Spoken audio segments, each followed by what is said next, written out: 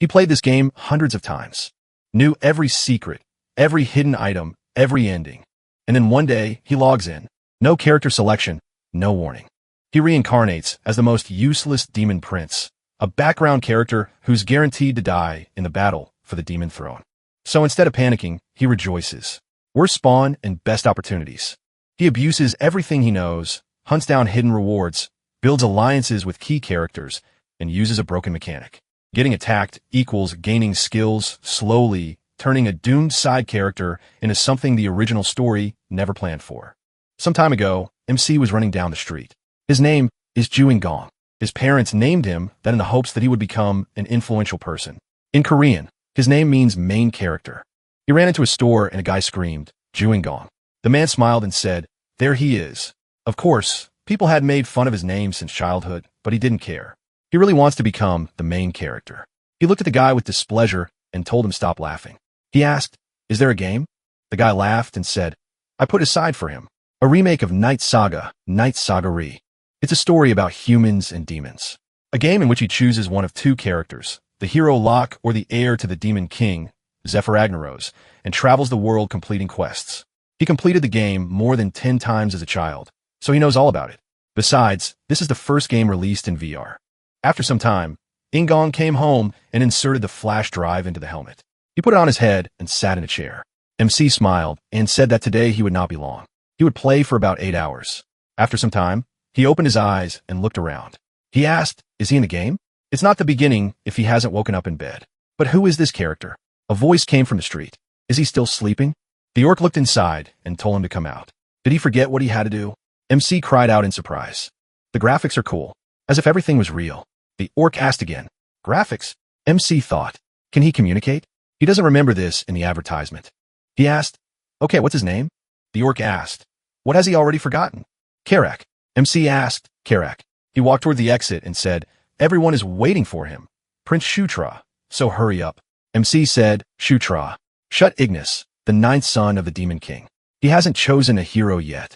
Why? He waved his hand and said, he needs to open the status window. He looked at the system window and said, there, he should play as Prince Chatroff first. Even a regular NPC has at least 10 points in each stat. What's wrong with him? He's a prince.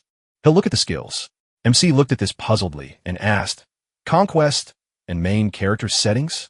He thought, do main character settings mean what he thinks? Karak looked into the tent and ordered them to go out. Shutra answered, he's coming. He went outside and looked around and saw several more orcs. He asked Karak, what's going on? It's like a war is starting. Karak told him to go and not talk nonsense. We need to destroy the Crimson Light idiots. MC screamed, what? Karak screamed, this is their first fight. They're starting. Shut screamed, stop. Fight. What about the training? So, the Crimson Light Orc tribe created an army to organize a rebellion. Does that mean he needs to deal with the 7th prince and 8th princess? MC asked, are they going to war 10 at a time? Karak answered, he said they were just patrolling today. MC asked again, right? Karak asked, what's wrong with him? He's acting weird. Shutter waved his hand and opened the system window. He thought he knew there was a mini-map. Everything is much more convenient now. He will always keep it open. He said, there's a hidden part here. Is this an event? So, they'll be walking for a long time. Follow him. He knows a shortcut. Karak looked at him puzzled, but everyone followed him. The orcs climbed the stone wall, and MC stopped and looked at the stone doors. Karak asked in surprise, how did he find this place? Is he a mage? MC answered, if only. Karak asked, is he okay? He looks tired. Shatrath thought he didn't know the first level was so hard. He said to see if the door would open. Suddenly, he felt a surge of strength and asked, what? The system window reported that his level had increased. MC said, that can't be. He leveled up just by walking. His stats also increased by 2 points plus 2 extra points. It's crazy. Karak turned around and asked, what is he doing? He needs to go. MC replied, yes, he's going. He thought, I don't know what could be there, but at least he's not alone. Besides, the protagonist has plot protection. They went inside and Karak said, apparently, this cave was dug by dwarves. MC asked again, dwarves? He thought they didn't exist. Karak replied, not anymore, but they used to be. Shutter asked, did they all move to the demon realm? Karak replied, I don't know. He'd only heard about them. He looked at the things ahead in surprise, and the orcs rushed toward them and joyfully shouted, treasures. The stupid dwarves left their weapons behind. They need to take everything they can carry. The orcs laughed joyfully and MC walked up to it and looked around. The system windows reported, too low a level. Not enough strength, not enough magic, he said. But he'll take it anyway. They'll see how much he can fit in his inventory. MC said, take it. He looked at his inventory and said, you just need to touch it and think. He loudly ordered to run. The orcs turned around when suddenly the wall in front of them broke and stones flew in all directions. Kai-chun, the general of the Crimson Light tribe, asked, did they think they wouldn't recognize him? He ordered to kill them. The red orcs rushed to the attack and started hitting the green orcs. MC looked at it and asked, what should he do? Take the kills and get experience? He swung his sword and smashed it on the orc's head. Citra looked at the fragment puzzled, and the orc turned around and growled in displeasure. MC started to run but tripped over a rock and fell to the ground. The system window reported that he had 1 health point left. He cried out in fear, and the orc swung his hand. MC continued to scream loudly, but Karak appeared in front of him and shouted, Prince, he needs to run. Shut said, Karak. He stood up and thought, his hand still shaking. It's just a game. He said he can't. That's enough for today. The system window asked, return to the menu? MC said, it's too realistic and creepy. He looked at the system window and thought, what? Why is there no way out? Does that mean he's stuck here? Kai-chin stepped forward and noticing him held out his staff. He swung and MC screamed, no, he can't die. Magic pierced his body and threw him back. He sighed and closed his eyes as his health points dropped to 0. He moved to another space and asked, where is he? He was definitely killed by orcs. Does that mean he died? He saw a bright glow in front of him and a voice said, he is destined to be here to conquer, enslave, and rule. The girl extended her hand to him and MC asked, what? At that moment, the battle in the cave continued. Kai-chan smirked and said, who would have thought that there would be so few of them? Are they arrogant or just stupid? There is no time. Let him kill them all. After a while, Shudder opened his eyes and asked, what was that? Awakening. Kai-chan asked, is he still alive? The system window reported that he received level 1 telekinesis. MC looked at this in surprise and asked, what? When did he learn that? He saw the subclass and asked, Conqueror Knight. Kai-chan screamed, what are they doing? Let them kill them already. Karak asked, Prince? He ordered the orcs to protect the prince. The prince must not be harmed. Shatra clenched his fist and looked at the system window. He thought, but the Conqueror Knight is not on the list of classes available to a knight. Why then? He stuck the rest of his sword into the ground and thought as if he already knew everything. Spells echoed in his head. He said, the power of conquest shall be the power of a king. Under the royal banner, the orcs' bodies were covered in mana and the system window reported. Conquest skill under the royal banner level 1 in a limited area. This grants a positive effect to allies. The orcs shouted joyfully. They have become stronger. They need to kill them. They rushed forward and began to attack the red orcs. Kai-chan screamed, what the hell? They have become stronger. This is some kind of nonsense. He looked around and asked, is that him? Kai-chan ran towards MC and shouted, idiot, make him stop this immediately. Shut looked at him and encouraged Karak. He shot mana towards Kai-chan and he screamed, wait a minute. Karak cut off the enemy's head and the red orc saw it and screamed in fear. The orc said they were running away. They mustn't let them get away. The system window reported, the general's merits are attributed to the king. His level has increased. Shatra smiled and asked why his level. Karak looked at his hand and asked, what kind of power is this? He wondered, is it thanks to the prince? After a while, they returned to their camp. MC was sitting in the tent and saying, it's gone. He still couldn't find it. There is no exit button in the menu. Calm down. He needs to calm down. There are 2 options. First, he's stuck in virtual reality. Perhaps there was a bug. Then everything will be fixed in the update.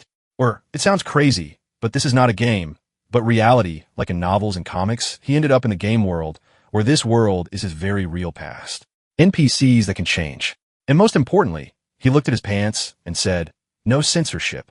What if this really is another world? Is he supposed to die here? No, he can't risk that. At least he's not an orc or an ogre. He's a prince now. He was born with a golden spoon in his mouth. Karak entered the tent and asked, Prince, does he have a minute? MC turned around and asked Karak. After a while, he asked why he suddenly asked for a sparring match. Karak replied, he will be his leader. Knowing his skill level will help him prepare. MC asked, is this really necessary? He caught the wooden sword that Karak threw him and told him not to worry. He would try to restrain himself. Shut laughed and told him to look at himself. And this is what he was saying to the prince. He rushed to attack and shouted, if he wants to fight, then he should fight seriously. Karak gripped the sword and thrust it forward. Shut tried to attack him, but only swung the sword nearby. Carrick smirked and imagined it like an egg smashing against a stone. He pushed MC away, and he screamed, loudly falling to the ground. Shut grabbed his head, and Carrick asked, "Is he okay?" MC asked, "Come on, why hit him so hard?" The system window reported that basic sword mastery level 1 was obtained. Shatra thought he got sword mastery when his eyes widened and thought right. It's like telekinesis. He gets skills when he gets hit. Carrick told him to finish and go their separate ways. MC asked who said it was the end. Carrick looked at him questioningly, and Chatra said he was just getting started. He gripped his sword and charged. Carrick thought he had gotten much better at moving. But why was he so bad at the beginning? His skills couldn't have suddenly improved.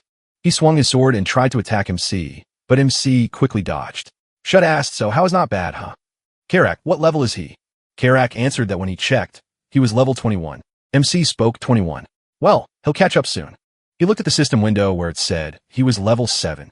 Everyone in this world has levels. Not everyone can immediately recognize it like he did. It's necessary to use a level estimation spell. In general, the ability to see stats and improve them is a big advantage. MC pushed off the ground and charged. He landed in front of Carrick and thought he can get stronger. No, he can get stronger much faster than the others. The Demon Arc in the Night Saga tells the story of Zephyr and how he surpassed his siblings and became the Demon King. There are many episodes until the end, but the most important one is the forced event Killing Day. It takes place in the year 517 when Zephyr kills all his siblings to achieve his goal. The key word is all, which means him too. It is now the year 512. He still has a couple of years. He needs to prevent this. The best way is to become stronger than Zephyr. After some time, MC was sitting on a log in the forest, and Carrick came out of the bushes and asked, "Prince, what is he doing here?" "He's been looking for him everywhere." Chatra asked again, "What happened?" Carrick asked, "Did he forget that today is a meeting?" MC asked again, "A meeting?" Carrick said, "Rather, everyone is waiting." He looked at him questioningly, and after a while he was already sitting at the table and laughing. He said they're early. Chris Moonlight, the 7th prince, asked why he was so polite. They were brothers after all. Caitlin Moonlight, the 8th princess, answered, but this was their first meeting. Chris said, "It's okay. Let him call them by their names." Shooter replied, "Okay." He thought about it. They were the children of Elaine Moonlight, the 4th queen and queen of the Lanthrops. In the game, they were also a lot of trouble. But a year before the assassination, they died at the hands of Zephyr and the other children of the Demon King. And all because of the secret of Caitlin Moonlight's birth. She's a bastard. Caitlin asked why he decided to fight them without a plan. She told him to patrol. MC replied, "Well, he didn't know they were there." Caitlin asked to take a look. "Is he injured anywhere?" Shatra looked at her questioningly, and she began to examine him. Caitlin said he was the weakest of them, and he should be careful. MC wondered why she was so worried. When were the Demon King's children so close? Chris said, "Oh my, if he takes such a risk again, he'll get a reprimand." MC smiled and replied, "Okay." He wondered what was going on. Are they kind? There are a lot of mana users among lycanthropes, probably because of the abundance of life force. If he gains skills in the same way, maybe he can learn to use mana like that too. Shutter said he had a request for them. Can they hit him with aura? They looked at him puzzled and asked, "What?" After a while, the orcs were fighting each other. The red orcs were screaming loudly and trying to attack. The monster turned around and hit another one and then ordered to kill them. Whoever kills the most will receive a reward. MC appeared in another space again and saw the girl. He said she. He looked around and asked, "Who are they?" He doesn't remember such characters. The girl appeared behind him and a bright glow illuminated him.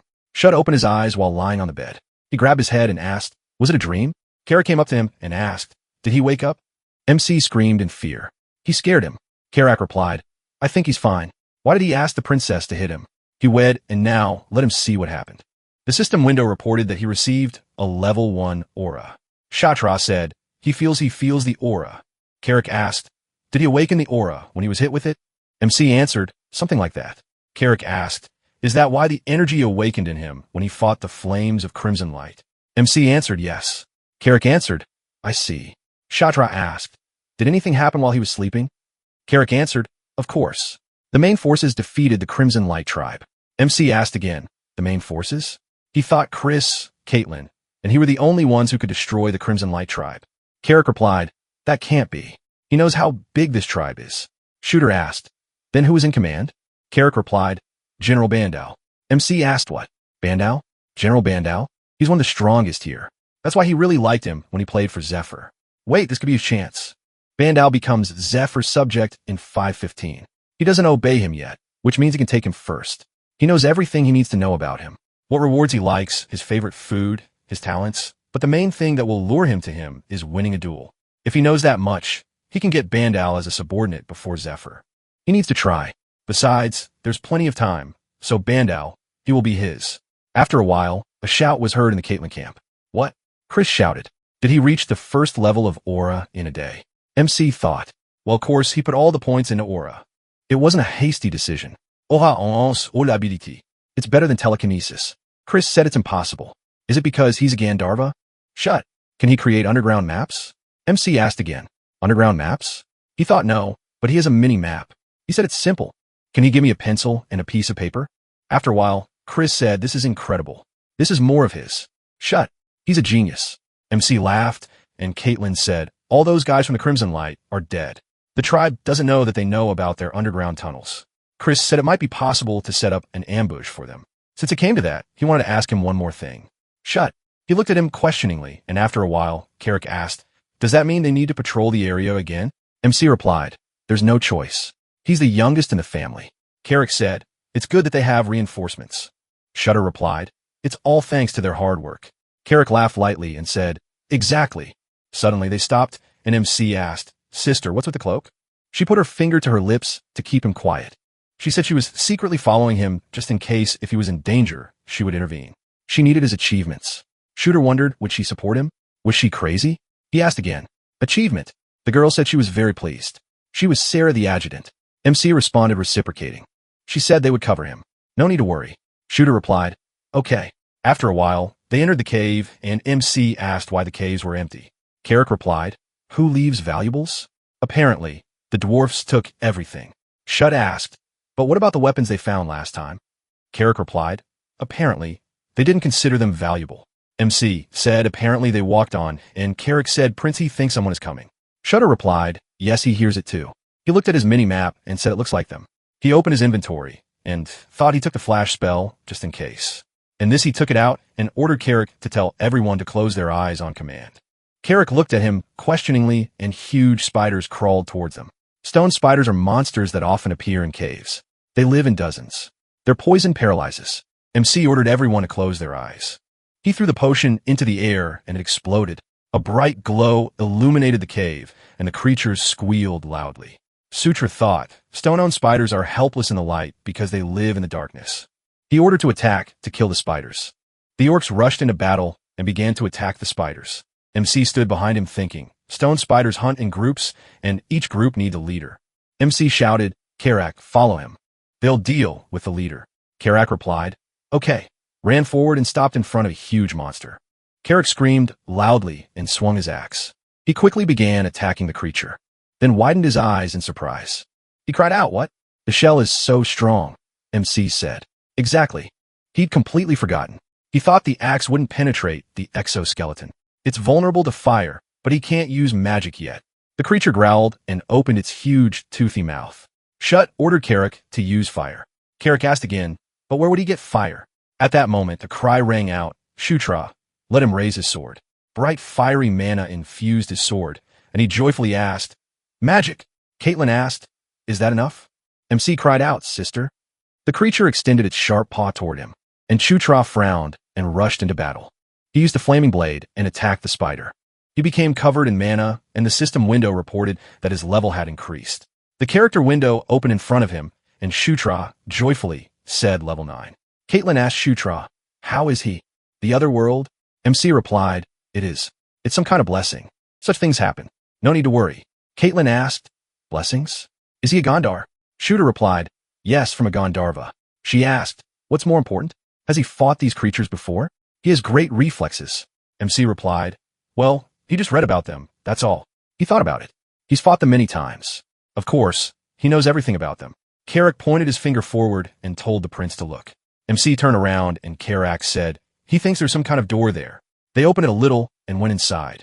MC looked surprised and asked, is this a city portal? Carrick asked, does he know what this is? Shut replied, not exactly, but he has an idea. He looked around and thought, he thinks these are dwarven patterns. He never saw such patterns while playing as Zephyr, but he encountered this a couple of times while playing as the hero. He thinks if you pour mana into it, it will activate. MC turned around and said, maybe this is a portal. Caitlin removed the hood from her head and asked again. A portal? Sarah said, judging by the appearance, the prince might be right. Caitlin asked, how do I know where this leads? Sarah replied, I need to look for some inscriptions. Korik approached the sign and told the prince to come here. He thought he saw something engraved here. MC looked at him thoughtfully and approached with Caitlin. She said, these were clearly not demonic writings. They looked like dwarven letters. Korik asked if she could read them. Caitlin spread her hands and asked why she knew dwarven, and she apologized she didn't know either. MC said portal number 2, the Gishkov Mountains, and it connected to portal number 3. MC looked at it questioningly and asked what he could read dwarven. The system window reported that he had acquired the skill dwarven language level 1. He thought what? He wondered, can he learn languages like that too? Korik asked Prince, can he read this? Shah answered apparently yes. Caitlin asked since, when does he know dwarven? Sarah asked what is written below. MC said he thinks it activates if you fill it with mana. He turned around and asked Caitlin could she pour some in. She asked again why her and not him. MC replied, well, he hasn't quite gotten the hang of it yet. He thought he doesn't know how to use magic at all. Caitlin replied, okay. She walked up to the portal and poured mana into it. It glowed brightly and created a hologram. Someone asked, are these the Gish Mountains? This point is their location, and this one is portal number 3. Does that mean there are dwarven tunnels there too? That's quite possible. Korik asked, is that good? After all, the main forces of the Crimson Flame are located just in front of these mountains. Shooter replied, exactly. That way, they can hit them from behind. He suggested going back. He needs to discuss everything with his brother. Everyone replied, okay. After a while, a loud scream was heard in the camp. Who would have thought that there was a portal in such a place? Shut. He's incredible. MC replied, no, just Chris asked him to tell him if he suddenly needed anything. He would help if it was in his power. Shut replied, oh well. Chris said no. As the leader and his older brother, he wanted to reward him. He would be offended if he refused. MC smiled and asked, is it okay if it's something unreasonable? Chris asked again, unreasonable. Now he was even more curious. Shutter asked if he could teach him the Beast God's hand-to-hand combat art. Chris widened his eyes in surprise and asked, what? Because of Shutra's level, he can't properly wield weapons, but techniques are different. The Beast God's hand-to-hand combat art is a martial art that has been passed down in the royal family of Lionthroat from generation to generation. In short, it's a powerful S-rank martial art. He knows it's a strange request. He'll understand if he refuses. MC folded his arms and asked, is that too difficult? Okay, he thought so right away.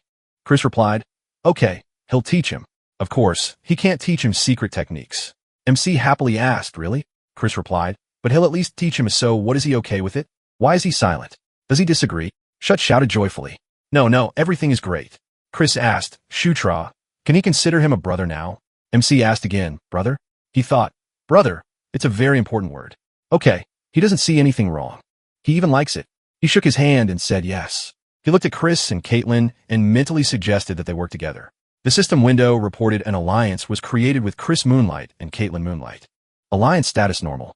Sometime later in the Crimson Light tribe camp, an orc said she wouldn't have come here if she'd originally intended to target this place. Princess, what brought her here? The sixth princess, Felicia Doomblade, was sitting bound on the ground. At that moment, Shutra looked at the system window and said, Charisma. When he first gained a level, all stats increased by 2. But at some point, Charisma started increasing by only 1. Why is that? In the original, Charisma and Appearance were different stats. Appearance affects how attractive a character is, and Charisma is how much others will like a character. MC said there must be something to it, because he's been developing well so far. Besides, he'll soon reach level 10 in the game. When Zephyr and Locke reach level 10, their unique skills, Scion of Darkness and Chosen One, improve by 1 level. Chatra asked if he also reached level 10. Would one of his skills improve as well? Korik looked into the tent and said, Prince, everything is ready. Are they leaving? MC turned around and answered, yes. Korik said, he's in the mood today. Did something good happen? Shurtrai answered, no, not really. He went out to the orcs and said, okay, it's time to move. After some time inside the cave, the orcs and wolves were moving forward. The demons entered the hall with a portal, and Chris asked, have they finished the investigation? The wolf answered, yes. As he said, this portal is connected to the Eska River in the Gishkov Mountains. Chris asked, does that mean it works? The wolf answered, yes, and it's strong, which is typical for dwarves. Chris said, then they're going. The wolves activated the portal, and MC thought he can't believe he's seeing the gate in person. Caitlin turned around and asked, what is he waiting for? Shut answered, yes, he's coming. They entered the portal, and were transported to the mountain. Chris said good. As they expected, the camp is here. Judging by their size, there are about 5,000 of them. If they attack from the rear, they can gain the advantage. If General Bandao starts attacking from the front to distract them, then their spies will burn their supplies. Sarah said, but something is wrong. There are too few people in the camp. Chris said she is right. Where did they go? Maybe they have already started attacking. MC looked to the side and asked, what is that? It sounds like the sounds of battle. Chris said, Shutra. Have him focus his aura on his eyes. Shut asked, Oha? He frowned and said, he sees. Caitlin asked, it looks like the Crimson Light tribe is on one side, but who are the others? Chris replied, they are not General Bandal's people. No fighting was planned. MC said, besides, the fight is not small. He saw a girl and asked, are there dark elves? Caitlin asked again, what? He said, dark elves? Shut answered, yes, they are smaller and fight on dragons. She asked again, on dragons? Chris said, they are retreating. Their commander has fallen. They are retreating very quickly. Carrick asked, what is going on here? Is the battle over? Shut wondered what the dark elves were doing here. After some time, they contacted Bandao, who said he heard they found a dwarven portal as expected of Prince Chris. But let him tell me, how did he know it was there? Chris answered, it was not he who found it, but the 9th prince. MC replied, he was just lucky. He thought about General Bandao. He was surprisingly pleased to see him again. Bandao asked, yes, he will be properly rewarded at the Demon King's castle. Chris said, there was a fight in front of the Crimson Light tribe's camp today. Does he know anything? Bandao replied, most likely it was the Dark Elves. Apparently, they decided to intervene themselves. Chris asked, but why are the elves fighting the Crimson Light tribe? Isn't this reinforcements from the Demon King's castle? Bandao replied, it's hard for him to say. Apparently, they were planning to conduct reconnaissance before intervening. But something must have gone wrong, Chris asked. What? Bandao replied. He thinks the Dark Elf leader's independent squad was captured by the Crimson Light tribe. Chris asked, so that's why there was a fight. MC stepped forward and asked them to stop. And who commands the independent squad? Bandao replied, they know her very well. The 6th princess, Felicia Doomblade, their sister. The 6th princess, Felicia Doomblade. She is the daughter of Sylvia Doomblade, the 3rd queen and princess of the Dark Elves, and the twin sister of the 5th prince, Sylvan Doomblade. In the game, Felicia and Sylvan belong to the faction of the 4th princess, Anastasia Necrian. Therefore, he considered them enemies. What is Felicia doing here? Did she intervene to prove her merits? Chris asked, did the idiots from the Crimson Light tribe even realize it was Felicia? Bandao asked, who knows? They haven't been able to confirm it yet. Chris asked, what will they do? Bandao replied, if they can, they will save her. Chris asked, without negotiations? Bandao replied, if they act first, they could try to talk, but he is not going to bow first. Chris answered, understood. Bandao said he will gather more information from the other side. If anything, he will contact them. Chris answered, okay, they understand. He thought for a moment and said that he thought their unrivaled sister had been taken hostage. Caitlin said that they needed to save her if she was still alive. Chris replied that it would be nice, but it simply wouldn't work. If they tried to save her, they could get hurt themselves. Caitlin screamed, no, they will save her. They have to. She's their sister. Chris frowned and said he knows, but MC looked at him questioningly.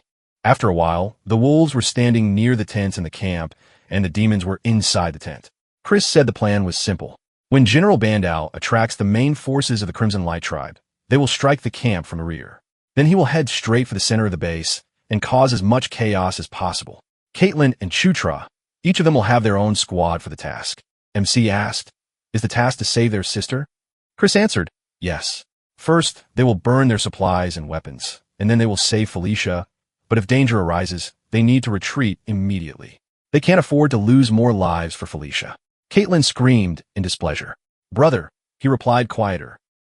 Is the commander, she screamed. Felicia, she's their family. How can he say that? Chris replied. They can't let Felicia's carelessness interfere with the entire operation, MC thought. What is going on? Chris is in no hurry to save Felicia. Did something happen between them? After a while, a loud order was heard. Forward, warriors. They will destroy the idiots from the Crimson Light tribe. Chris looked out from the mountain and looked at the enemy camp. He frowned, and at that moment, a strike was fired at them. Bandao ran forward and ordered to kill them in the Shutra squad. At that moment, Carrick said, the attack has begun. Why are they standing? MC replied, they are waiting for the signal. At that moment, the remaining orcs were fighting when suddenly a cry was heard. Now it's time. They are all retreating. Chris looked at the wolves and told everyone to get ready. They are moving. They will do everything exactly according to plan. Forward. They quickly rushed to the attack and began strike. Caitlin told Shutter to be careful. He said, and she should be careful. He opened the map and shouted, to the left to the ammunition depot. Kurak answered, yes. He ordered to kill them. He attacked the orc, but he swung his fist. MC quickly attacked him, and the system window reported, level 1 dagger throwing. He can throw daggers at the target. He smirked, and Carrick asked, Prince, has he learned to throw daggers? Shut answered, it's nothing. Let them go quickly. He thought, yesterday, he tried throwing daggers and got the skill. Carrick said, it looks like there's a warehouse there. They just need to set it on fire. MC answered, exactly. They continue. He wondered, what about Felicia? If she is there, she can burn. He said, first, they need to find Felicia. Carrick asked, how will he find her? MC asked to wait. He looked at the system window and thought, Felicia should be a neutral NPC for him, so she will be marked in blue or purple. He shouted, here, Carrick. The orc answered, he is coming. A moment later, he burst into the tent and thought, it must be here, but where is Felicia? He heard a voice from the side. Shutra. Felicia was kneeling and bound with chains. She asked in surprise, Shutra, what is he doing here? MC approached her and began to untie the chain. He said, they will talk later. No need to twitch. It is dangerous here. He needs to untie her and run. He thought it would be useful if Felicia was in his debt. Felicia turned around and looked at him. After a while, they left the tent, and Shutra said, they got out. She needs to run quickly to Chris and Caitlin. Felicia asked, Chris and Caitlin are here. Have they come to save her? MC replied, of course. Why else? How could they not save her?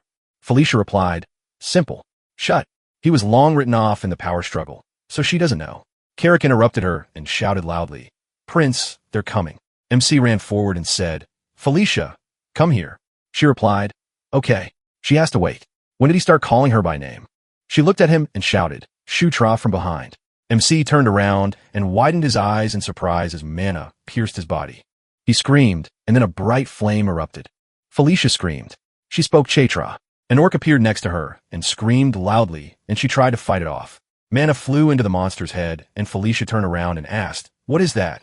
The system window reported that the skill mana control level 1 was acquired. MC smiled, and another system window reported that the skill fire arrow level 1 was acquired. Shut attacked a few more orcs and laughed joyfully. He screamed, wow, real magic.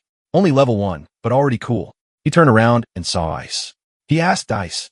MC looked up and saw an orc archer knocking an arrow. He thought with fear he was aiming at Felicia. Felicia asked Shutra, is he okay? MC pushed her away and ordered her to stay back. She widened her eyes in surprise and asked, Shutra.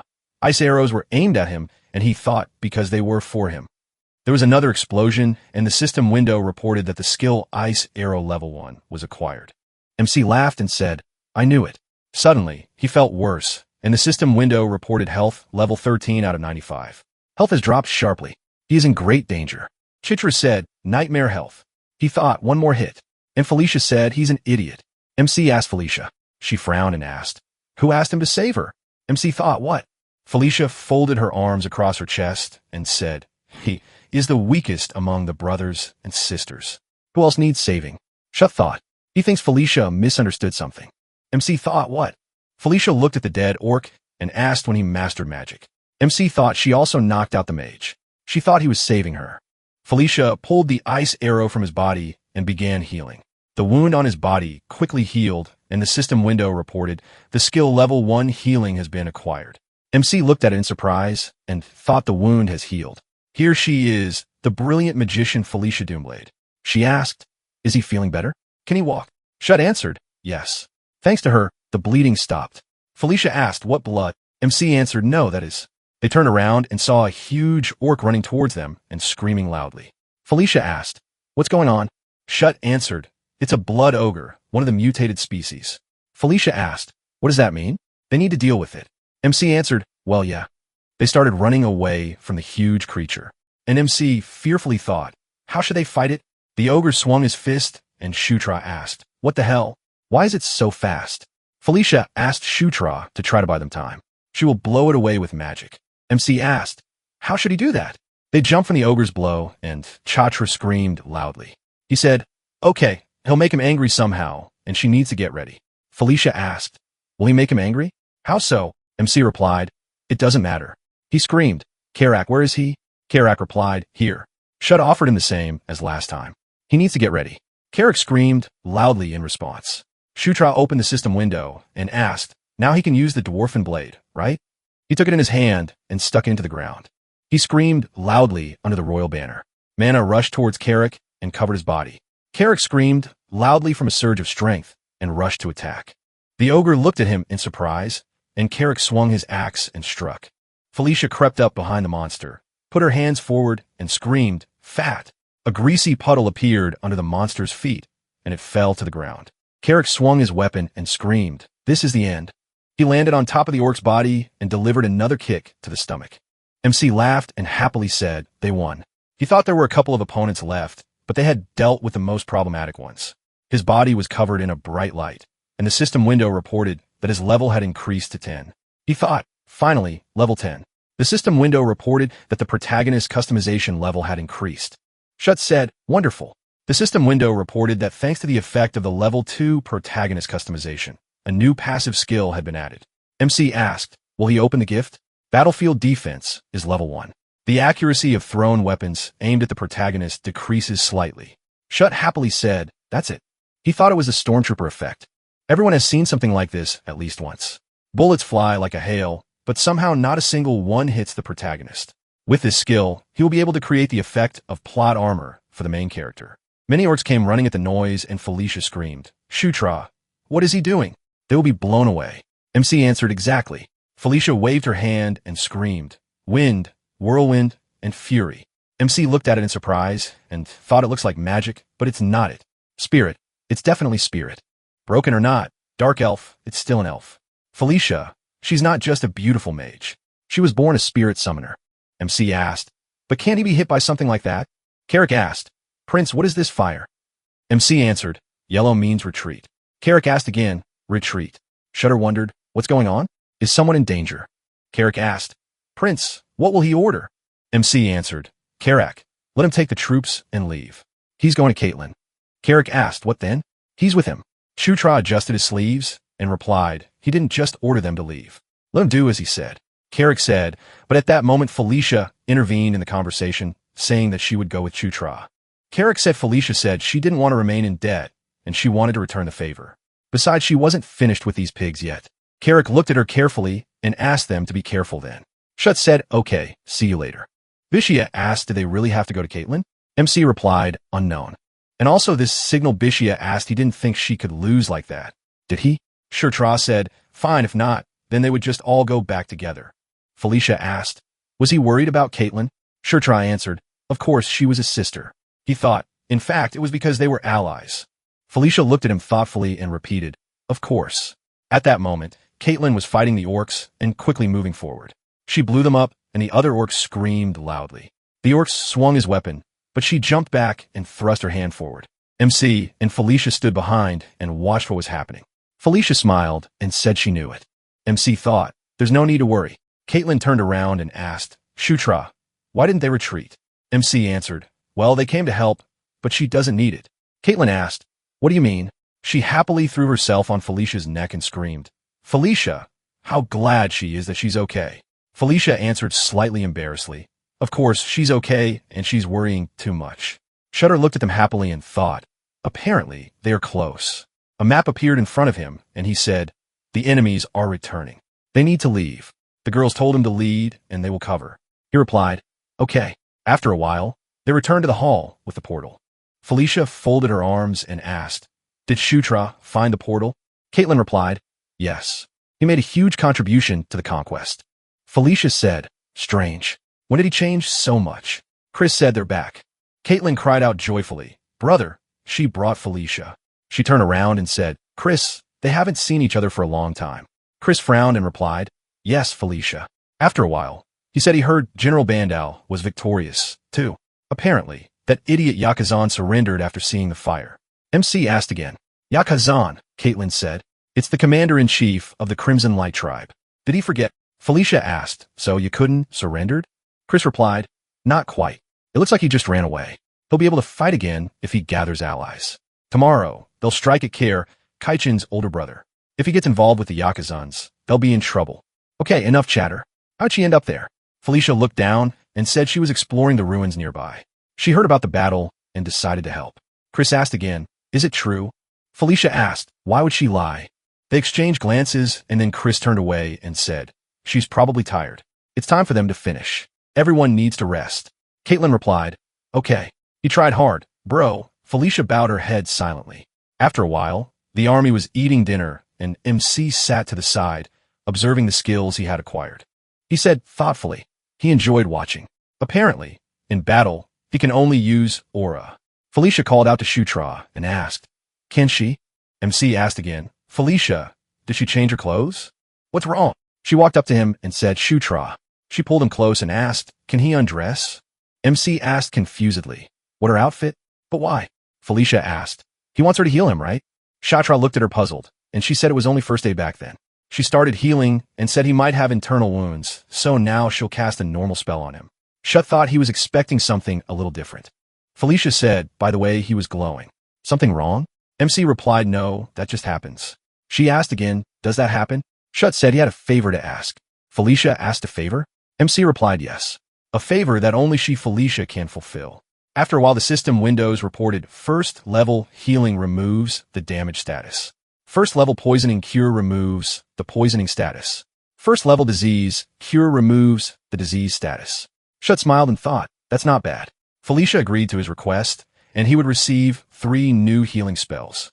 Some time ago, Felicia was healing MC, and the system windows reported that the skills of healing, curing poisoning, and curing diseases had been acquired.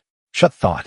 And today, too, Caitlin said as he knows, there are several schools of hand-to-hand combat.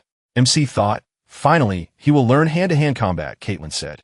Today, they will learn the beast technique. Beast hand-to-hand combat is a martial art representing like anthropes. Beast hand-to-hand combat technique is the basis of the beast god's hand-to-hand combat technique.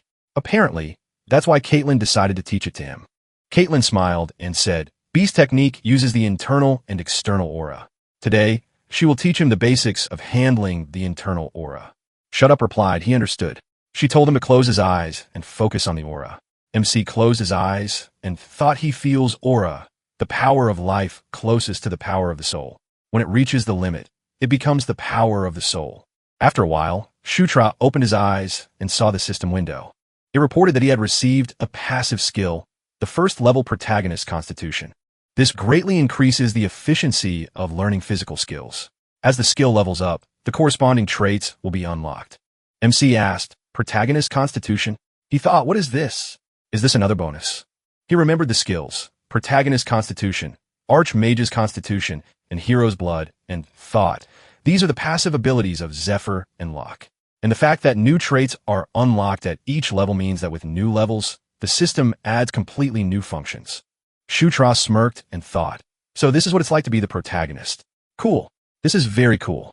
Caitlin called out to Shutra and asked what he was doing. He needs to focus. He asked her to forgive him. Caitlin said, now they will begin training. MC said he is ready. He was covered in mana, and the system window reported that he had acquired the skill Beast Melee Level 1.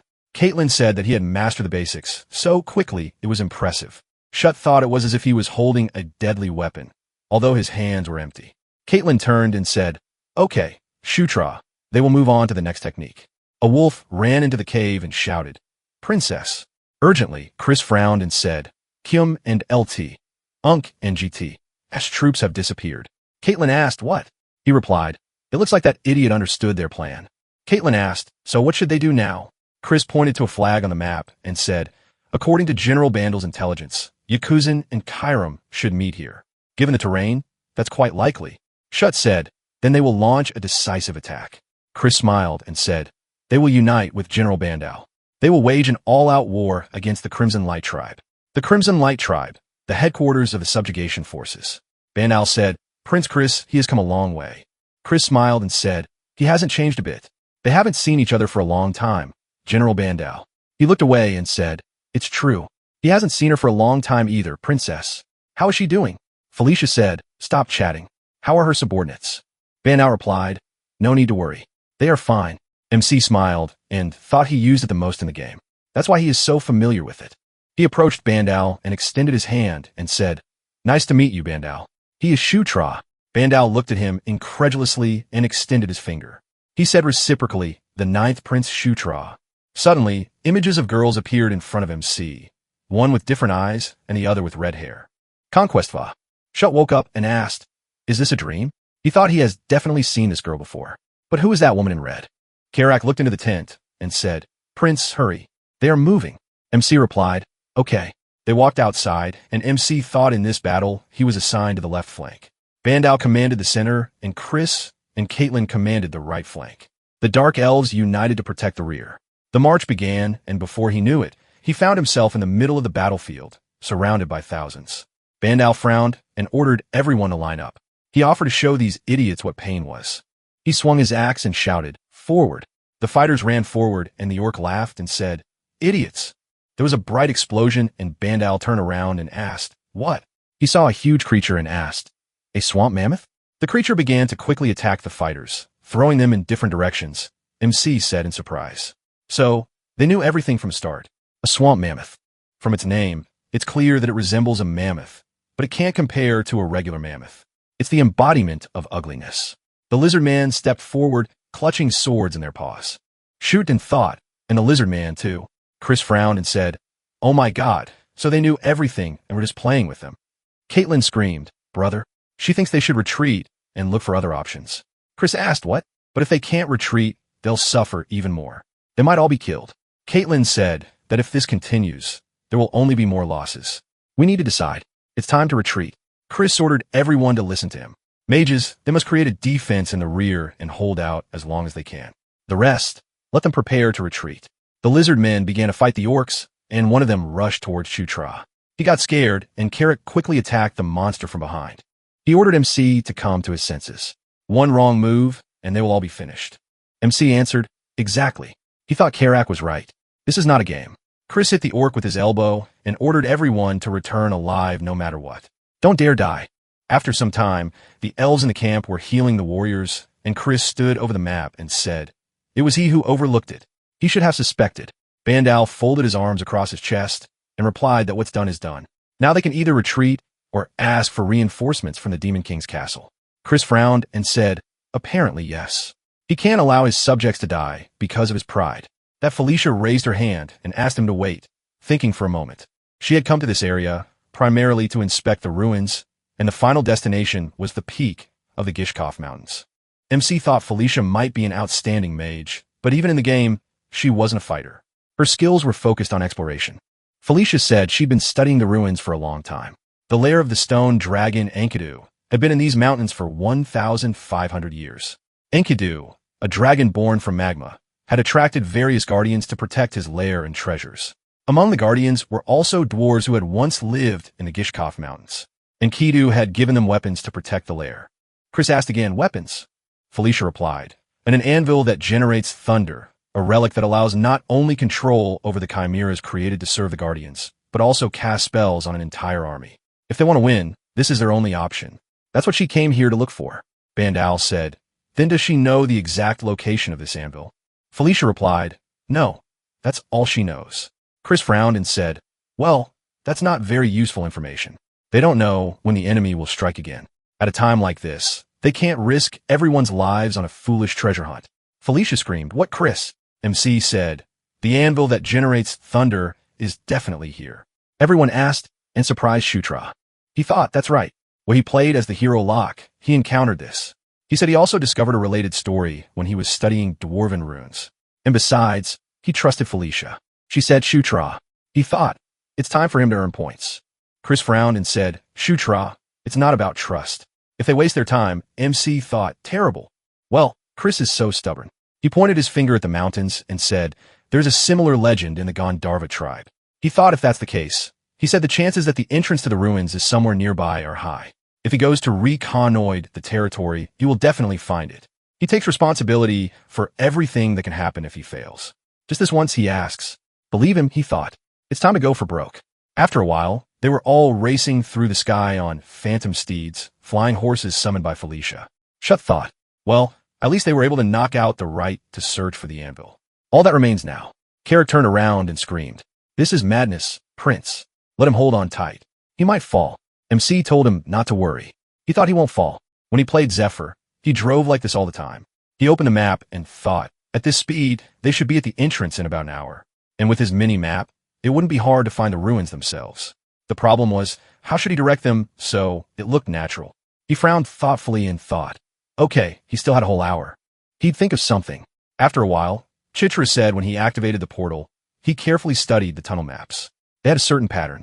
If he combined this terrain with the position of the tunnels, he thought he could roughly determine where the anvil was. He thought, did it work? Karak and Caitlin looked at him in surprise. And then everyone asked, what did he just say? What did that mean?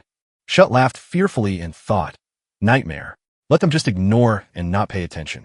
Felicia said, let him lead, Shutra. He turned around and asked, Felicia? She said, she understood everything, so let him lead. He smiled and thought he was just bluffing, but did that explanation really work? He said, okay, everyone follow him. Felicia frowned, and after a while, Carrick said, they followed the prince, but there's a dead end here. Are you sure they're going the right way? This doesn't look like an entrance at all. Shut laughed and asked, who said they were heading for the entrance? Carrick looked at him questioningly, and MC asked, Caitlin, will she be able to break through this rubble? She looked at it and asked, will she? MC said, yes, let her hit it hard. Caitlin smiled and said, okay, she'll try. Felicia asked only not to tell that the anvil that gives birth to thunder is inside the rock. Shut smiled and said, well, according to his calculations, if they break through this ruin, they won't have to deal with the dungeon's guards. So, what if Caitlin breaks down this wall? Felicia cried out in displeasure. Idiot. How does he think she'll smash it with her bare hands? He thinks Caitlin is some kind of battering ram. MC asked thoughtfully, how then? Felicia created a stream of mana and said, ruin explorers always have an additional specialty in destruction and explosives. Does he know? She directed mana forward, after which there was an explosion. Rocks flew in all directions and Felicia said, it can't be. Did they really find it that quickly? What is this dome? Is that thunder thing inside? Shut answered yes. It looks like this is the last defense. There's an anvil inside. Karak asked, so what? They'll just break it. MC answered, no, that's not possible. So they can damage the anvil.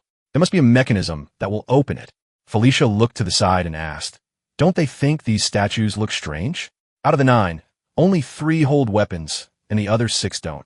Caitlin said, she's right. Then maybe they should give weapons to the remaining statues. Felicia replied, she doesn't think it's that simple.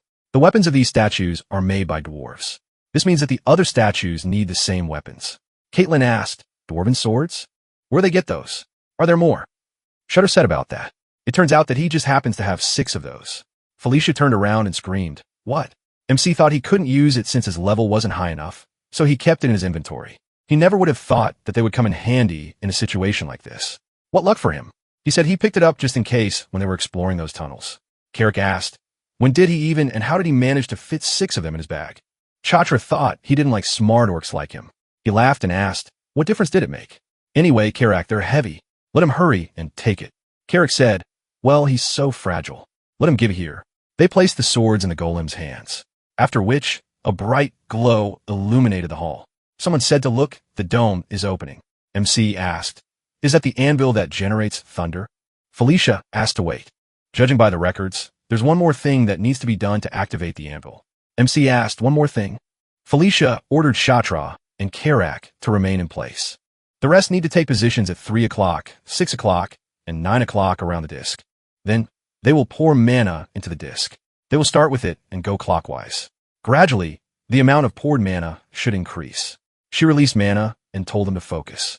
They were starting. Everyone was releasing mana towards the anvil, and Felicia ordered Shutra to increase the mana flow. He replied, he understood. She said, okay, keep it up. You can't lose concentration. Mana covered the anvil, when suddenly there was a bright explosion. A stream of mana burst out of the cave. MC looked around and saw many dwarves around and a dragon. He asked, what is it? A voice rang out his vassals. Let them heed his words. MC thought, the voice from somewhere above. He saw a dragon. He must protect the nest of the great Enkidu. Become a guard who will stand between the kingdom of demons and the kingdom of people. MC woke up in fear and widened his eyes. Chutra thought it was definitely a black dragon, the stone dragon of Enkidu. Felicia asked, did he see it too, Shutra? A huge black dragon and lava flowed through its veins. Kara grabbed his head and said, he saw it too, this dragon. So they all had the same vision. Felicia answered, it seems so. She is not sure what it means yet. She turned around and looked at the anvil and said, but one thing is certain. Using the anvil, they will find out the truth. She touched it with her hand, and suddenly dark mana appeared. It headed towards her, and she screamed. MC screamed, "Felicia, make her stop." He extended his hand and screamed loudly. Caitlin screamed in fear. "Shatra, Felicia." Carrick screamed, "Prince." MC screamed loudly as mana rushed into his body. Subjugation, the mana of the stone dragon. Enkidu, his trial befalls those who have not been granted permission. Subjugation is the manifestation of power. After a while, Shutra was kneeling on the floor, holding a black energy hammer. Someone asked, "Shutra." At that moment, an orc was watching the camp through a monocular and laughing. He asked, "Are they idiots? Do they think that if they hid here, they wouldn't be found? What will they do? Will they attack immediately? Let him just give the order." Lord Yakazan, the commander-in-chief of the Crimson Light tribe, Yakazan turned around and ordered everyone to get ready. They will destroy those who are still left. The orcs raised their heads and saw fiery projectiles flying towards them. Explosions occurred in the enemy along with the mammoths headed towards the orcs. Chris frowned and said, "Nightmare. Neither Caitlin nor Felicia are here now. They will all be destroyed at this rate." Yakujin watched the battle and laughed. He said, "Stupid demons. They went where they shouldn't, and this is the result.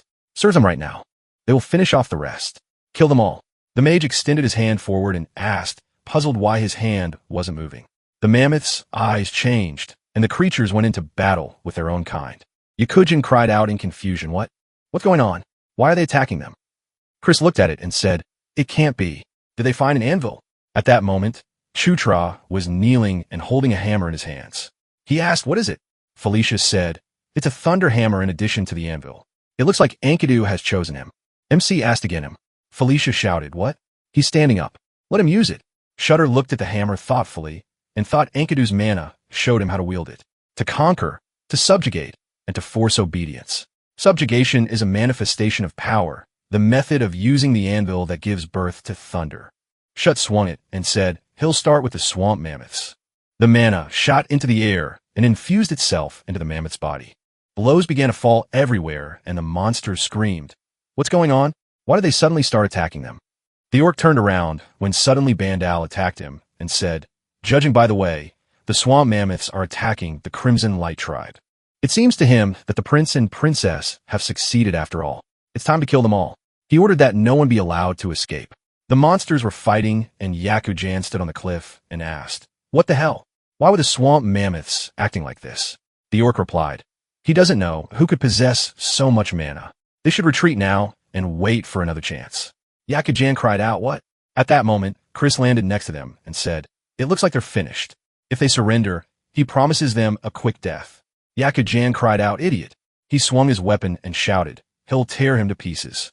Chris used the beast god's hand-to-hand combat art and charged. The orcs began to scatter and shout, "The chieftain is dead. Lord Yakujan has been killed. We have to run." Chris wiped the blood from his hand and said, "Now he just needs to deal with the rest." He imagined Shutra and Felicia and thought if it weren't for those two, they would be in serious trouble. He hoped nothing had happened to them. At that moment, Carrick was looking at what was happening through the screen and saying, "Come on, is this really what the swamp mammoths are seeing right now?" Vicious said, "Yeah, with the anvil, it's possible to control all the treasure guardians. In any case, with the anvil, the Crimson Light tribe," she whispered, "it will." She was pulled to the side, and Caitlin barely managed to catch her. She screamed in fear. "Felicia, how is she?" Carrick screamed, "Princess Felicia, is she okay?" She asked, "Not to worry. She just needs to rest a little, and she'll be fine." Sarah said, "Okay." She suggested quickly finding a place for Felicia, looked around, and asked, "Shutra." After a while, MC said he can finally rest. The system window reported several times his level has increased. He looked at it and asked, "His level has increased very much, right? Is it because he controlled Ankitu's relic?" The system window reported that the conquest level had increased. MC asked, "What is this?" He looked at the skills and said in surprise, "Even under the royal banner had improved," he thought. So both this level and the conquest level, he didn't fully understand it. But if his main skill was getting stronger, that was only a plus for him. Asked, "And what kind of skill is that King's Knight, judging by the name?" It seemed to be a summoning type of shout was heard behind him. He turned around and asked. Caitlin MC ruffled his hair and said, "Exactly." He left without saying a word. "Right." Caitlin punched him in the head and screamed. Seriously, what was he thinking? Disappearing so suddenly, Shutra. He asked for forgiveness. Caitlin said, "Okay, enough about him being fine, but it's time to go back." It looks like they'll have to camp here for the night. Shut asked, aren't they going straight back? Caitlin replied, that was the original plan, but a problem arose. MC asked, what problem? Caitlin replied, Felicia had lost consciousness. They returned to the cave, and she said she had just escaped the captivity of the Crimson Light tribe, but apparently she had overexerted herself too much. Before passing out, she said she just needed to rest, but she didn't know when she would wake up, and without her, they couldn't even summon a phantom mount. So, for now, they need to monitor her condition here. Shooter replied, okay, he thought. Felicia, will she be okay? After a while, everyone was asleep, and MC was sitting by the column, wondering if his stamina had really fully recovered just because he had leveled up. Strange, he didn't feel tired at all. He just needed to wait until morning. He looked at the door in surprise and thought. It only just now dawned on him. These are ruins, right? So, there must be hidden weapons and treasures in the dungeon. Of course, there will be traps and guards. Shut looked at the hammer and thought, but what if he is the lord of these ruins? The power of the anvil only works here, but it is in these ruins that it becomes absolute power.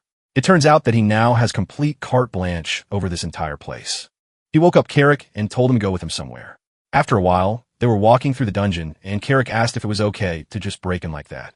What if something goes wrong? MC replied, he is the lord of this place. Why should he worry? Let him think carefully. These are ruins. There must be good weapons here. Carrick said, and indeed, he widened his eyes in surprise and said, Prince, there is a huge monster there, Shutra said. It is a guardian golem, and it is in the form of a griffin. Carrick asked again, is it a guardian golem? MC answered, yes, but he might think it was just an incredibly powerful monster. If they had just rushed in here thoughtlessly, they could have died right away. Carrick said not to jinx it. He suggested they go already. Well, what a size. He would prefer not to fight such a monster. MC laughed and asked, Carrick, is he a coward, right? Carrick replied, he's just cautious. They went further and Carrick shouted, Prince, they found treasure. He grabbed the armor and said to look, it's simply amazing armor. Shatras said, he's right. It looks very good. He looked around and thought he could feel a subtle mana. It's magic armor. He asked, Carrick, does he want to take it? Carrick happily asked, what is it really possible? MC replied, yes, it's still too big for him. Carrick said, thank you. Thank him so much, Prince. Shutter picked up a coin and asked, what is it? Ancient gold coins? First, it's better to put everything useful in your inventory. He turned around and told Carrick to grab anything worthwhile he could. He saw a chest and asked, what is it? MC walked up to it when he suddenly saw a door open to the side and asked, what's going on? A secret place? He happily said, it looks like there's definitely something there. Shut entered the room and said after passing through the corridor, they suddenly found themselves in a huge room. He heard a voice and said, it is.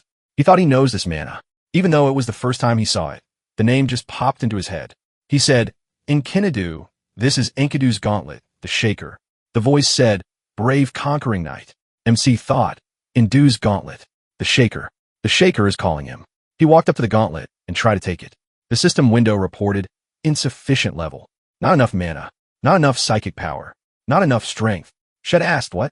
He can't wear it yet. Suddenly, the gauntlet got rid of dark mana, and the voice reported aloud. The system window reported, the Shaker recognizes him as its master.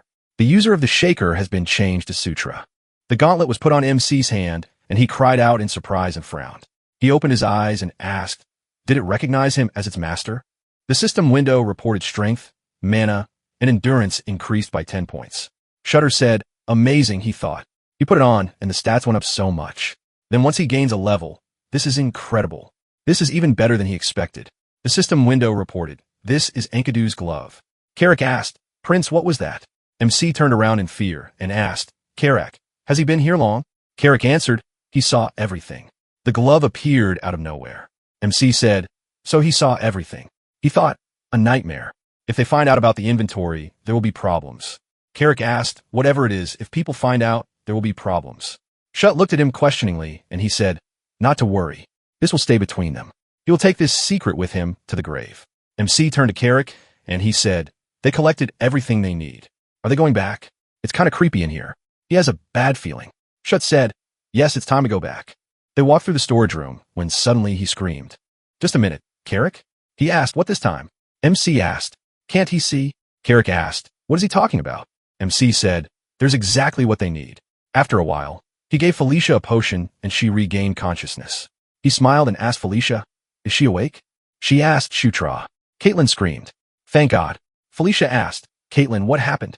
Caitlin wiped a tear from her eye and answered. Shuddered the man, a restoration potion. Felicia asked, where did it come from? Shut asked, did she forget where they were? Felicia said, the ruins. MC answered, exactly. Don't forget that he is the ruler of the ruins. No need to worry. Let her rest. When she wakes up, her mana will be fully restored. Felicia thanked him, and MC looked at her questioningly. She spoke shyly. She said, thank you. After a while, Vandal shouted, they're finally back. He knew the prince and princess would succeed. He laughed and said, they are great. Chris cleared his throat, and MC asked Chris. He cleared his throat again and said, that was impressive, Felicia. She shook her head and said, it's nothing. Shut smiled and thought, how heartwarming. Chris said to rest. They'll clean up. MC asked what? Not over yet. Chris said, the Crimson Light tribe still remains. It will return in half a month at most. Shut answered, I see. So, they can rest for half a month. Caitlin said, no rest. MC asked, confused. What? Caitlin replied, they still have things to do. After a while, she punched him and screamed, Shutra, he needs to pull himself together or he'll get hurt. Come on, let him get up. MC lay on the ground and breathed. He thought he was ready, but this was too tough. Beast hand-to-hand combat training. Caitlin meant exactly training. For the first 5 days, it felt like he was being beaten. Only after a week did he begin to see Caitlin's blows. And the 11th day of training came. MC got close to Caitlin, she said, and he's starting to get the hang of it. Chatra smiled and said, it's about time, after so many beatings. Perhaps it's all thanks to special training, but the beast's aura and hand-to-hand combat levels have increased to level 5. Caitlin said, good. Soon, you'll be ready for the beast god's hand-to-hand combat art. MC asked again. Really? Caitlin answered. To be honest, she was impressed. She had never seen anyone learn so quickly. He smiled and thought. He will finally learn the secret technique of the lycanthropes, the hand-to-hand combat art of the beast god. Caitlin took his hands and said, now she will teach him a new way to use aura. She ordered him not to miss anything and to listen carefully. Does he understand? Shut. He smiled and answered, yes. They joined hands and released mana. Shut thought. He can feel Caitlin's aura. She's guiding him. It's like beast melee combat, but a little different. He feels the depth of the aura more and more. Aura is life force. When it reaches its peak, it becomes like the power of a soul and conquest. To conquer and force submission, a ferocious, overwhelming force is needed. Is this aura? After some time, the system windows reported that the beast melee level had increased. The aura level had increased. Caitlin said, it's incredible. He did it. The system window reported that he had acquired the skill Beast God Melee Art, level 1. Shut looked at his hand and thought, Shaker and Beast God Melee Art. He clenched his fist and released mana. The system window reported that his level had increased, level 14. He said, yes, now it has definitely begun. At that moment, Bandal was watching them from behind a tree. The next morning, MC said, yes, can he ask about Felicia? Caitlin asked, what exactly? He asked, what's going on between her and Chris? He thought Felicia was supposed to be his key ally, just like Chris. But if their relationship is so strained, there could be problems. He said it wasn't that things were bad, but they were distant. Caitlin answered thoughtfully, well, it wasn't that anything had happened between them. MC asked, what then? She didn't know, but she thought it had something to do with Chris and Sylvan. MC asked again, Sylvan? Caitlin replied, he wasn't here, but there was no need to say his name so loudly. MC apologized. He was just surprised. He thought it was Felicia's twin, Sylvan Dumlade. When he played for Zephyr, he was quite a problem. Shut said that meant there was a conflict between Chris and Sylvan. At that moment, Chris entered the tent and said they were here. They looked at him in fear, and Shut said Chris. Caitlin asked what happened. He's early. Chris told them to get ready. Everything went faster than they thought, so they're heading out today.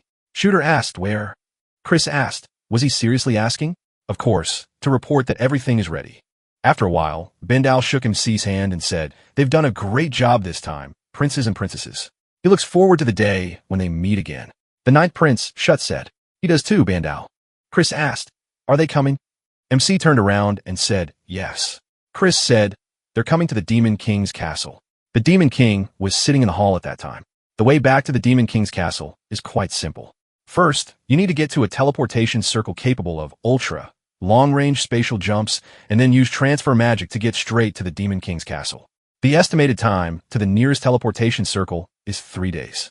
This journey didn't involve any stops in taverns at all. In other words, Another night under the open sky lay ahead. MC said the Demon King's castle. To think they were arriving tomorrow made him a little nervous. Currently, the Demon King's castle was divided into 3 main factions. The second prince, Zephyr Ragnaros, the Demon King's second son and archenemy. The first prince, Bull Ragnaros, and the fourth princess, Anastasia Necrian. In a struggle for the throne, birth order didn't matter. The one who accumulated more achievements and was more capable would always occupy the highest position. That was their structure. BL and Zephyr were half-brothers, and their abilities were almost equal. They inherited the blood of their mother's lineage, the Dragon Clan, and as a result, both possessed immense power. Still, if they had to choose a successor, the calmer-tempered eldest son Bull would probably be the better choice. Shut said, not that the choice mattered at all, because after that day, everything would change. So, he had to be prepared for anything. First, he will level up until he can fully master the Overseer and make the most of his newfound power. He said, King's Knights. The system window reported, the skill King and LT, UNC and GT, S Knights has been activated. The Knightly Order has been created. Shatra looked at the system window with the skill description and said he thought it was just another summoning type skill. Maybe this is some kind of guild system. There are buffs, night training, even summoning. This is a broken skill.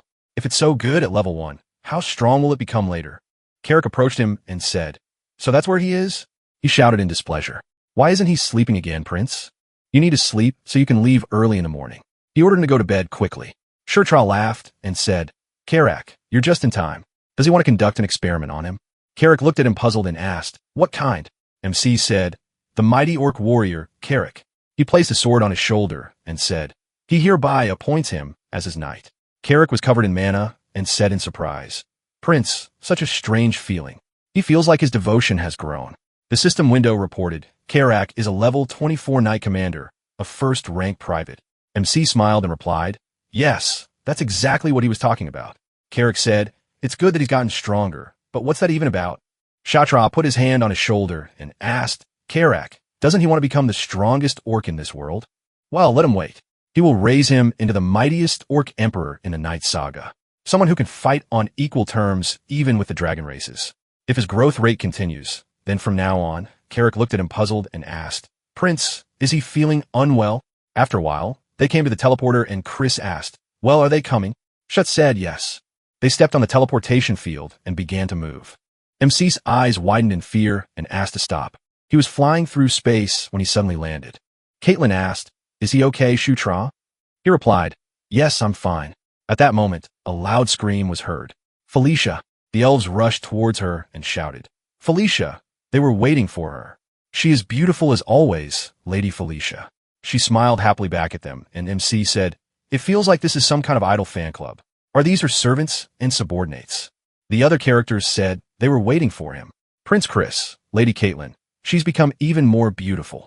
Chris smiled and said, They haven't seen each other for a long time. How are they doing? Shutter laughed and asked, So there is no one for him. The elves looked at him and asked, What? Seriously? MC looked around and thought, Now it's clear. This is roughly his position in the Demon King's castle. He exhaled and said, Well, nothing. He expected this. Is he ready, Carrick? They are gradually starting to change everything. After a while, MC entered a room where everything was covered in trash and cobwebs. Carrick said he thinks they can settle here. Shut said, Well, at least they found a room. Thank goodness. Carrick said, By the way, the official events start tomorrow. Until then, they can do whatever they want. MC said whatever they want. He says, It feels like they've been left to rot. Suddenly, there was a knock on the door and a girl walked in. She said, It's an honor to meet him, sir. She's Flora Seven's words from the Demon King's Castle Property Management Bureau. Shut asked, The Property Management Bureau? What brought an employee from such an institution to this hole? Flora said, His public service level has risen, His Highness. He now has the right to choose a new residence. After a while, the girl said, She's Isabella from the Public Service Department. She's come to meet His Highness. Shatra asked, Can he really get a new residence? Isabella said, Yes, he's come to the right place. Thanks to his latest victory, His Highness's merit level has risen to level 5. System windows appeared in front of Shatra, the 9th prince of Shatrag Ignis. His total accumulated merits amounted to 15,000. Details of his participation in the extermination of the Crimson Light tribe were also presented. Isabella said that thanks to this, His Highness now has access to more facilities in the Demon King's castle, and his monthly allowance has been increased from 5 gold coins to 500. He is the first prince to achieve such a result in his very first mission. MC laughed and asked, "Really? Then couldn't she show him the available residences right away?" Isabella replied, "Of course." After a while, Carrick's eyes widened in surprise, and he said, "Prince, and this is his new residence." They stood in front of the enormous castle looking at it. Flora approached them and said, "They arrived earlier than expected." Carrick looked at her questioningly, and she replied, "From this day on, she will serve him with honor." The system window reported, "Made Flora's seventh sword." She could be a butler or a headmaid. She is a follower of Camille, the goddess of dreams and shadows. Carrick asked, "What's going on? Didn't she say she was from a real estate agency?" MC replied, "He hired her using his merit points. It's some kind of currency you earn for accumulating achievements." "Well, that's how it works. No need to go into details." Carrick said, "Prince, he's been talking nonsense lately." The next day, Carrick was standing in a suit and saying, "Prince, he keeps feeling like he needs to go to the bathroom. Do you think it's just nerves?" MC replied, "Disgusting. Let him go already. He's making him nervous with just this conversation." Caitlin walked into the room and said, "They look amazing." Felicia smiled and asked who she thought chose the outfits. Caitlin screamed, "Felicia, she's the best." She put her hand to her face and said, "Well, she guesses all her hard work paid off." Caitlin winked and said, "He looks great, Shutra. It suits him very well." MC thanked her and said, "They look great too." Caitlin fixed her hair and asked, "Is it really so?" "Thank you." Felicia said, "Of course." Chris asked, "By the way, is this his first audience?" Shut said, "Chris." He extended his fist to him and said, "Today he is a star. Let him show himself to everyone in the Demon King's castle." MC replied, "Yes, perhaps there are those who think he was just lucky, but soon everyone will turn their eyes on him." The demons gathered in the hall, and MC and his siblings entered the hall. MC thought they would take a new look at the worthless prince they once rejected. Chris Nelton said, "The seventh prince, Chris Moonlight, he appears before the great ruler of the demon realm." Mitra, the demon king, sat in a chair and looked at them intently. The butler said, "Now they will report on the achievements of their princes and princesses." MC thought, Demon King Methra, the father of all the children of demon kings. He almost forgot. He is someone who should never be underestimated in the Demon King's castle. He tried to raise his head and thought, what is this pressure? He is just standing in front of him, and it feels like he is about to crumble. He felt the presence of the girl who said conquest, for he is also a king. He needs to cope with the gaze, the suffocating pressure, and he needs to bend them to his will, for such is the power of conquest. Sho was able to raise his head and look into Mitra's eyes. He addressed Shutra, which caused everyone to be very surprised. Mitra said he looks forward to his future achievements. The demons began to talk among themselves. What is even going on? His Majesty has never called any prince or princess by name during an audience before. Why would he mention the ninth prince who was hardly noticed? MC thought he said it completely casually, but this was a statement no one had ever heard from the Demon King before, and that made it priceless. Shatra said he would do his utmost to live up to his Majesty's expectations. And so he, Shutra Ignis, concluded his first audience, leaving a strong impression on everyone present. After a while, a cry rang out in the mansion. "Prince, what does he wish for? Let him get up quickly." Shut asked, "What happened? It's still so early." Kurak shouted, "A letter from the Public Service Department just arrived." MC picked up the letter and asked Public Service Department why. He widened his eyes in surprise, and Carrick asked, "What was it? Let him read it out loud." Shut asked, how should he feel about this? It seemed the Demon King himself, that is his father, had given him a personal mission. After a while, Chris looked at the letter and said, "A mission to pacify the Cassius herd monster extermination." Then Caitlin asked, "Is it going to the Anger Plains?" Shut asked again, "The Anger Plains? Isn't that where the centaurs live?" Caitlin answered, "Yes." She and Chris went there once to train. Chris said that pacifying the Cassius herd has practically become an annual event. He would go with him, but they have their own schedule. Caitlin said, "No matter. Shut can handle it himself." Chris said, "But Shutra, people will start paying attention to him now. Some will try to get close to him. Others will be wary of him. He will have to pay attention to a lot." MC thought he knows. Even Zephyr said that he was never called by name during the audience. Chris said that if he needed help, he should not hesitate to ask him. Shutra smiled and said, "Thank you, Chris." He said that before he left he needed to treat Felicia. She said that she had prepared something for him.